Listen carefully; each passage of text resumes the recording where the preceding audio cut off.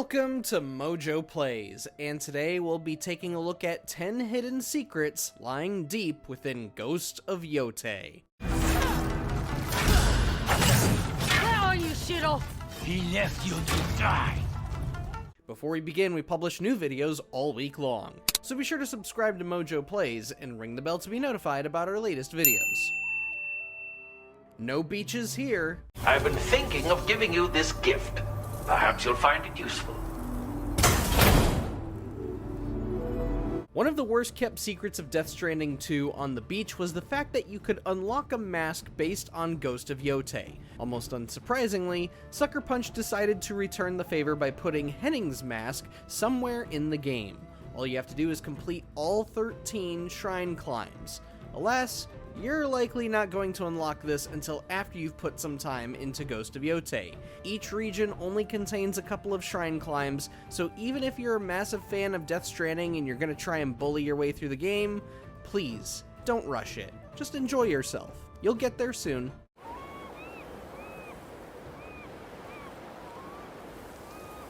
More Cooper Clan cosplay.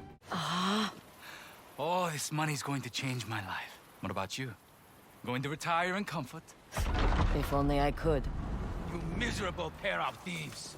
The coolest secret in Ghost of Tsushima was the ability to dress as a samurai themed around Sucker Punch's most famous IP, Sly Cooper. The sword kit and the armor dye was such a perfect homage to the PS2 franchise, and Sucker Punch is double dipping in Ghost of Yotei. For the Tanuki's Mischief sword kit, you will have to find the blue dye house located within the Oshima coast, which doesn't appear until later in the game. As for the Sly Thief mask, which may or may not be the face of one of Sly's ancestors, you will need to hunt down a notorious thief named Shiro the Swindler, a bounty that only becomes available after you fulfill 3 other bounties in Ishikari Plain. And would you believe the Sly Cooper references don't stop there? That bastard snatched the money and ran. Left me his poster and just enough coin to pay for his bounty. He thinks he's clever. Fanciful Frog.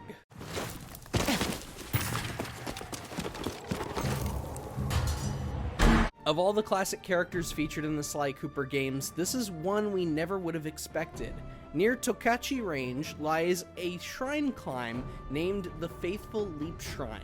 Along this path, you may stumble across a mural depicting a plump bullfrog sporting a very classy thin top hat. This is none other than Sir Raleigh, the first main villain you fight in Sly Cooper and the Thievius Raccoonus. Unfortunately, this would be the only game in the franchise where Raleigh made an appearance, as he would only ever be mentioned or referenced in Sly 2 Band of Thieves and Sly Cooper Thieves in Time. Nice to see Sucker Punch hasn't forgotten him though. Oh, I'm ever so sorry. How sloppy of me not to finish the job. The true face of Yin and Yang. In case the attire and the Raleigh mural weren't enough for you, there is one other Sly Cooper reference you can find in Ghost of Yotei. To see this yourself, you will have to locate Sanctuary Grove, which is located in the Teshio Ridge region. Look for a set of wooden platforms, but do not jump across them. Instead, jump down into the river below and head left until you find a rock with a mural of a fox and a raccoon. This mural is a tribute to both Sly Cooper and his foe-turned-love interest, Carmelita Fox. Oh, gaming's greatest couple, you guys are sorely missed. Beauty and the Beast.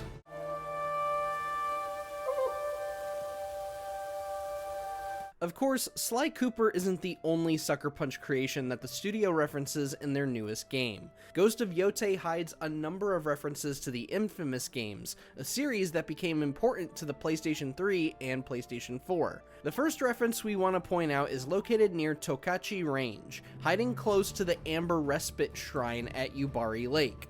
At the top of the shrine is a path that requires you to slide down before entering a wooden passageway.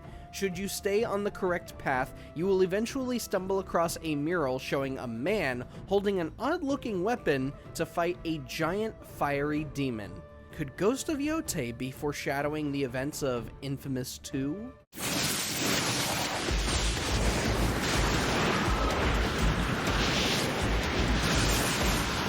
The Legend of the Second Son. Show me which weapon you will draw when facing shields. A kusarigama.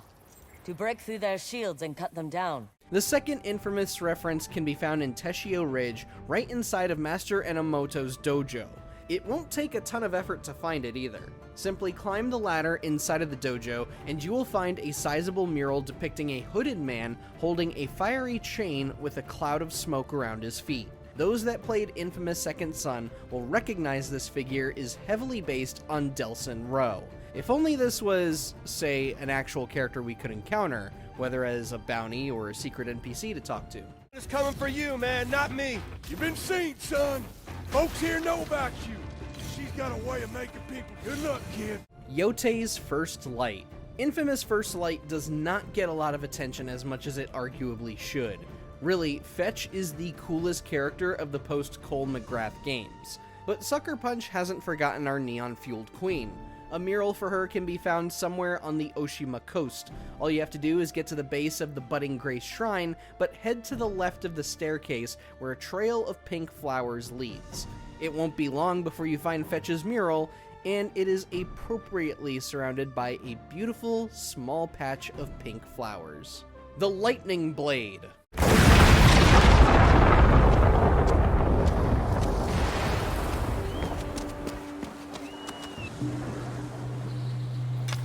And what of Cole McGrath, the original face of the Infamous games? Does he really have to share a spot with the Beast? Well, as a mural, yes, but there is another homage to Cole, specifically that can be found as early as the first 10 hours of Ghost of Yotei. In the southwestern corner of Ishikari Plain lies the Pillar of the Fallen, which contains a sword kit for you to grab. As you approach the pillar, it'll be struck by lightning, thus delivering a special sword kit dubbed the Infamous Strike. Perhaps a lightning patterned sword kit is a better nod than just a simple painting. Unicycle Ninja? This is the most obscure and bizarre reference made in any Sucker Punch game to date, truly. West of the Hakodoke Mountains, along the path of the Enduring Holds Shrine, lies a mural that depicts a robed figure riding a unicycle. Now just what in the hell could this mural possibly be a reference to? Well, it's a tribute to Sucker Punch's very first game, Rocket Robot on Wheels. This was a 3D platformer made for the Nintendo 64 that showed the studio's technical prowess, as the whole game was built around unique physics and how the environment responded to the player's interactions. Despite its excellent gameplay and performance, it never got the attention it deserved due to the oversaturation of 3D platformers that were on the market at the time. Perhaps someday Sony and Sucker Punch will develop a port or even a remake of the game. Could be a nice break from all these cinematic sad dad simulators we see from first party, you know? Tsushima Aftermath. The sword is said to be so powerful that it contains the strength of an unstoppable storm. Sounds like quite a sword. I'm sure you have a story about it. That's the problem. I'm not sure which story belongs to it. Some supposed fans of Ghost of Tsushima have been angry about Ghost of Yotei not focusing on Jin, claiming, "Oh, his story is unfinished." The Iki Island DLC does bring his story to a close, but in case that wasn't enough, for whatever reason, Ghost of Yotei provides an ending to his ending. There is a mythic tale called the Stormblade that ultimately ends with you obtaining Jin's mask and bowing to his grave. There is even a document that really does bring Jin's story to a proper end, again. We won't say any more so that you can at least experience this tale for yourself. He cast aside the way of the samurai and adopted what we now call the way of the shinobi. Were there any other cool secrets we might have missed in Ghost of Yotei? Let us know down in the comments, and don't forget to subscribe to MojoPlays.